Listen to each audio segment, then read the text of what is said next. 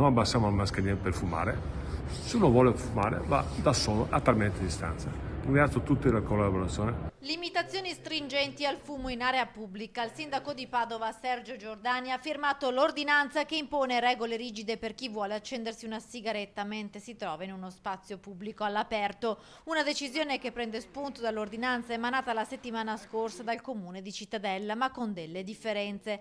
A Padova e in tutto il territorio comunale scatterà da sabato 21 novembre il divieto di fumare in corrispondenza e nei pressi delle fermate del trasporto pubblico locale e nelle aree vicino agli istituti scolastici. Per fumare all'aperto dovrà essere necessario almeno un distanziamento di 3 metri tra il fumatore e le altre persone. È molto importante. Non può essere una scusa per abbassare la mascherina e non solo una scusa. Non può essere che fumiamo insieme agli altri.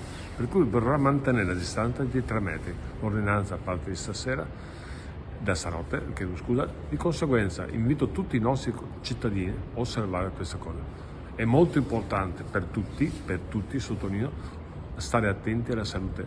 Se non stiamo attenti anche alle piccole cose, vorrà dire grossi problemi. Chi trasgredisce rischia fino a 400 euro di multa. Siamo in una fase critica. Questa ordinanza era necessaria per tutelare la salute pubblica, ha ribadito Giordani, invitando i padovani alla collaborazione a questo ulteriore sforzo per abbassare la curva del contagio.